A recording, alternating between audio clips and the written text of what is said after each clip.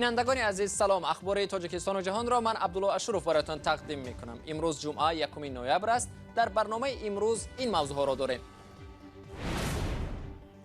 دادستان از دادگاه ناحیه سینای شهر دوشنبه خواست ملا صدرالدین 18 سال زندان شود. پیوندان امیدوارند دادگاه او را عفو میکند. جنگجویان دولت اسلامی مرگ رهبرش ابوبکر بغدادی را تصدیق کرده گفتند که خلیفه نو انتخاب کردند. شمع‌های فروزان درون کدو و لباس‌های ترسناک. جوانان در شهر دوشنبه هالووین را جشن گرفتند و مقامات هم مانع تجلیل آن نشدند. نغزه کو کچو خصمشم که دکو که اگر شهر دبرون عادی اونگی کنه کلمه ترسان. برنامه را با خبرها از تاجیکستان آغاز می‌کنیم. دادستان از دادگاه ناحیه سینای پایتخت تقاضا کرده است که روحانی تاجیک صدرالدین مولایف را به 18 سال زندان محکوم کند. صدرالدین مولایف با عضویت در سازمان افراطی جماعت تبلیغ متهم می شود.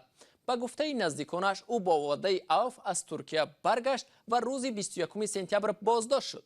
دادستانی کل او را به تروریسم زرخریدی متهم کرده است. وکیل دفاعش طلب 18 سال زندان را سنگین نامید. نعمت الله مولایف برادر صدرالدین مولایف روز 31 اکتبر به رادیوی آزادی گفت امیدوار بودند برادرش عفو می شود. صدرالدین مولایف داماد روحانی معروف ملا حیدر شریف زاده است. او را در شهر کولاب با نام ملا صدرالدین می شناسند. پس از 3 روز اعلان مرگ ابوبکر البغدادی از سوی پرزیدنت امریکا دونالد ترامپ، گروه دهشت افکن دولت اسلامی این خبر را تصدیق کرده همزمان اسم رهبر نوش را اعلان کرد. جایگزین بغدادی در داعش ابو ابراهیم الهاشمی القریشی اعلان شد. کیومرثی عطا موضوع را ادامه می‌دهد. گروهی به نام دولت اسلامی خبری مرگ رهبر خود ابوبکر بغدادی را تصدیق کرد. در یک ثبت اودیویی که در اینترنت نشر شد، نمایندگان این گروه افراطی اسم رهبر نوشان را اعلان کردند. گفتند که ابو ابراهیم الهاشمی القریشی را خلیفه نو انتخاب کردند. بغدادی دولت اسلامی را از سال 2014 هم از زمان ظهور آن رهبری میکرد. درباره مرگ او در 5 سال گذشته بارها خبر نشر شد، اما دروغ میبرآمد. روز 27 اکتبر امسال درباره محو او دونالد ترامپ رئیس جمهوری آمریکا خبر داد. نوار ویدیویی عملیات هم نشر شد. وزارت دفاع آمریکا گفت که او و همراهانش اول مقاومت نشان دادند. بعداً با 2 فرزندش به نقب فرار کرده خود را ترکانده است. در واشنگتن گفتند که با وجود محو رهبر داعش، سربازان آمریکایی در حال آماده باش هستند. زیرا از احتمال دور نیست که جنگجویان گروه تندرو دولت اسلامی برای قتل رهبرشان قصاص بگیرند. وزارت امور خارجه تاجیکستان اجازه کار 7 خبرنگار رادیو آزادی در دوشنبه را دراز کرد، ولی درخواست 2 نفر از جمله میرزا خالقزاد اجرا کننده وظیفه مدیر دفتر را به جواب گذاشت. برعکس سالهای پیش وزارت اکریدیتاسیون یا اجازه کار خبرنگاران رادیو آزادی برای مهلت کوتاه‌تر داده است. مهلت اکریدیتاسیون 9 خبرنگار رادیو آزادی روز 1 نوامبر به پایان می رسید. وزارت امور خارجه درباره قرارش هیچ شرح نداده است. جیمی فلای مدیر کلی رادیو آزادی روز 31 اکتبر گفت که قرار وزارت امور خارجه درباره تمدید اجازه کار فقط گروهی از خبرنگاران مانع گذاری در راه فعالیت دفتر رادیو آزادی در داخل تاجیکستان است. یک پژوهش خزینه کودکان سازمان ملل متحد ثابت کرده است که مهاجرت کاری از تاجیکستان به زندگی کودکان تأثیری بد می‌گذارد. بعضی از کودکان از جمله سند گرفتن نمی‌توانند که به مکتب و یا شفاخانه بروند. محققان آنها را کودکان ناعیان و یا به قول دیگر شبح نامیدند. چگونه مهاجرت کودکان را عذاب می‌دهد و مهر پدرانشان را کم می‌کند؟ شادمانی یتیم و زرنگیزی نوروزشاه گزارش می‌دهند. این تصویر رمزی یک کودک نوعیان است. نورسی که یگان سندی رسمی هویت ندارد. تصویر کودک نوعیان در نشست درباره پیامدهای مهاجرت در دوشنبه به نمایش گذاشته شد. ما کوشش نمودیم نشان دهیم که با این یک پیام یک اینستالیسیا چخیلی که میگویند نشان دهیم که کودکانی که ندارند شهروندی، کودکانی که ندارند حجت‌های خود یا کودکانی که به آنها نگاه کرده نمیشد، آنها کودکانی نوعیان، یعنی آنها رو سیستم، آنها رو آدمان نمیبینند و آنها عذاب میکشند. به شهروندی یا به شهادتنامه تولد ماندن کودکان در برخی از خانواده‌های تاجیکستان یکی از پیامدهای مهاجرت طولانی والدان است. یک پژوهش تازه سازمان یونیسف در چند ناحیه آشکار کرده است که تقریباً 3000 نورسی از 9 تا 18 ساله از شهادتنامه و دیگر امتیازهای اجتماعی محرومند. یا پدر یا مادر بیرون از دولت است، کودکان نمیتوانند حجت‌های لازمی، دسترسی به معارف، دسترسی به سلامتی آنها را ندارند، آنها عذاب میکشند. در بعضی موارد نداشتن سند سبب می شود کودکان از مکتب دور مانند. دلنوزه ظهوریدین یکی از نورسان است که تا 16 سالگی شهادتنامه تولد نداشت. اینجا در همه چی در کاره، در همه حالت در کاره، در شوهر کردنم، در خوندنم، در همه چی در کاره. به خاطر رسیدگی به مشکل اطفالی که ماها از دیدار پدر یا مادر محرومند، بنیاد اطفال سازمان ملل متحد یا یونیسف یکجا با مقامات تاجیکستان لایحه حفظ کودکان زیر تأثیر مهاجرت قرار داشته را راه اندازی کرده است. اخیراً در دایره این لایحه به 2000 نورسی از 9 تا 18 ساله شهادتنامه تولد داده شد. مهاجران سالهای اخیر هرچی بیشتر عائله‌هایشان را به روسیه میبرند، اما کودکان زیادی هستند که در تاجیکستان در تربیه بابا و بیبی و وایا میرسند. تحلیلگران میگویند تأثیر مهاجرت به کودکان تنها مانده بسیار بد است. دوزنگی سال تا سال زیاد شده خصوصیت بین المللی میگیرد. یک زن در اینجا، دومش در آنجا. با زن دوم در آنجا وقت زیادی خود را با شرایطی بهتر میگذراند، ولی به اینجا در یک سال یک یا دو مرتبه می آید و به کودکان کم و بیش پول صرف می کند. از همه مهم این است که پژوهش ما نشان داد به زنی که در روسیه گرفته است توجه خاصه می دهد. حتی کودکانی را که از زن دوم فرزند خان کرده است نسبت فرزندان خودش توجه جدی می دهد. دولت تاجیکستان را پیوسته تنقید میکنند که برای تأمین مردم با جای کار در داخل شرایط فراهم نمی آورد و با مهاجرت که برای عائله‌های زیاد پیامدهای ناگوار دارد چشم میپوشد. تحقیق دیگر یونیسف در گذشته معلوم کرده است که کودکانی که پدرانشان در مهاجرت کاری هستند بیشتر افسرده حال و محزونند و سرکش و کناره‌جو میشوند. ضمن پژوهش معلوم شده است که 50% کودکان خانواده‌های مهاجران کاری هفته یک بار غمگین و افسرده بودند.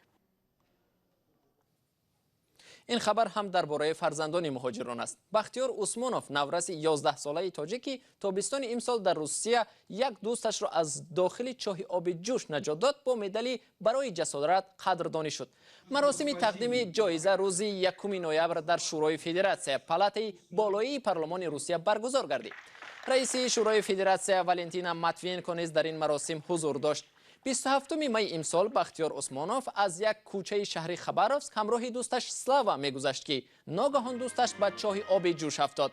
بختیار توانست دوستش را که 40% بدنش سوخته بود از داخل چاه بیرون آورد.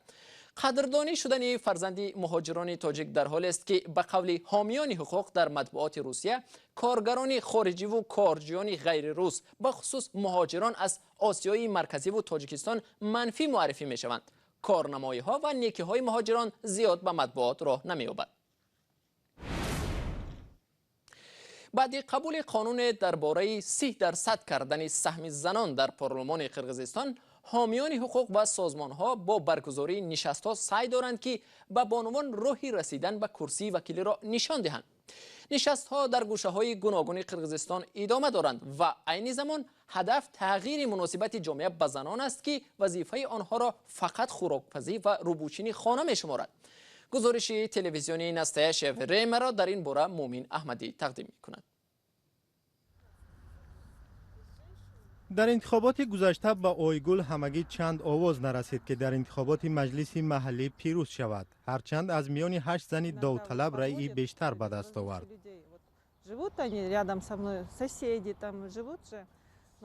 بێتەفاوتی به ناکامی می آورد. همسایه های گرد و اطراف به انتخابات بێتەفاوت هستند. میگویند تو نامزد شدی به ما چی؟ یا میگویند روز انتخابات وقت ندارند. آدمان بێتەفاوت هستند و نمیدانند که در انتخابات آینده آنها حل می شود. آیگل زمانی در فکری وکیل مجلس شدن افتاد که مادر شد. دید که در دهه‌شان برای کودکان شرایط نیست، آب و برق درست ندارند. عرضی مردم را به گوش منصبداران رسانیدن نتوانست. اکنون این زن فعال تلاش دارد مناسبت منصبداران را به مردم عوض کند. بیشتر من یک شخصی باز و آشکار نبودم. در نزد مردم سخن گفتن نمیتوانستم. شاید بنابر خصلت‌های ملی ما قرغیزها که زنان دایم در مقام دوم هستند. این دوره‌های آموزشی باوری و اعتماد مرا به خود بیشتر کرده است. زنان در صحنه سیاسی قرغیزستان هنوز حضور فعال ندارند. در پارلمان همگی 16% وکیلان زنانند.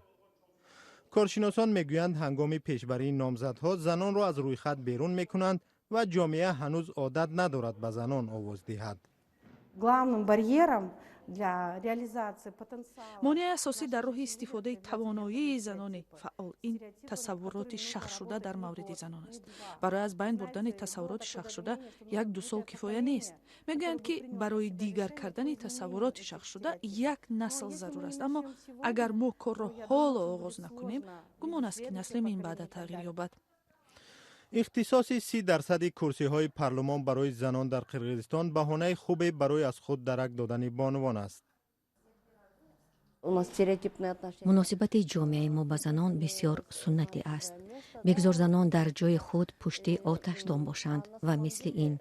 لیکن وقتی زن در سیاست اشتراک نمی کند، هنگام قبول قرارها مسئله های اجتماعی صرف نظر می شوند.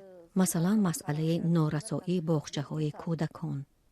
طرحی بیشتر کردن کرسی های پارلمان برای زنان به همه پسند نیست. مردان یکی از دهه های قرغیزستان حتی به پرزیدنت عرض کردند که آنها نمی توانند از حساب زنان نامزدهای لایق به وکیلی را پیدا کنند. من یک گروه مردان را میدانم که از منفعت زنان حمایت میکنند. آنها نه تنها جانبدار کوته 30% بلکه 50-50 هستند، یعنی برابر با مردان. 50-50. عین زمان در تمام قرغیزستان واخوری ها با زنان فعال دایر می شود. تشکیل کنندگان دوره های آموزشی امید ندارند که هر یکی از شرکت داران یک کرسی پارلمان را صاحب می شود. اما باور دارند که اکثریتشان در حمایت از حقوق خود فعالتر خواهند بود. جشن هالووین در شهر دوشنبه نظر به سالهای پیشین دیده با شکوه‌تر تجلیل شد. جوانان در کلوب و مرکزهای دلخوشی هالووین را جشن گرفتند. این در حالی است که سالهای گذشته مقامات مانع تجلیل آن شده میگفتند. هالووین برای تاجیکان بیگانه است و جوانان نباید آن را جشن گیرند. گزارشی تهمینه حکیمووا و افسانه اکابرشایووا از جشن هالووین در شهر دوشنبه. تخمینه برای آنکه چشم اژدها را بیافرد وقت زیاد صرف کرده است. برای این در سبقت آفرینش سیماهای هالووین مقام دوم را گرفت. این از شیرش و این هم از رنگ نیلابی گریم است. پایینش از پوست صنعی است. جوانان تاجیک در گوشه و کنار شهر دوشنبه هالووین را تجلیل کردند. از همزکی‌های آنها تمثال‌های عجیب و دیدنی آفریدند. من 1 ساعت اندیشیدم با کدام چهره باشم، جوکر، وامپیر یا چیزی دیگر. در آخر به جشن آمدم و اینجا مرا بیاراستند. متوی با دوستانش هر چند وقت محفل‌ها برگزار می‌کند. او میگوید برخی این عید را جشن شیطان مینامند و آن را خوش ندارند. این هالووین مенталитет توجیکای خودمان او احساس принимать نمی‌کنند و неким ай سالهای پیشتر حاجی خیلی اساسا شده. با من چون به یک چیزی غیر عادی می‌نگرند. اکثر چیزی نمیگویند به جز بعضی بی‌ادب‌ها ای فریاد میزنند. در تاجیکستان جشن هالووین جانبدار و مخالف دارد. مخالفانش بر اینند که این جشن ملی نیست و آن را نشاید تجلیل کرد. جانبدارانش ضد ممنوع کردن هر گونه بهانه شادی و سورند.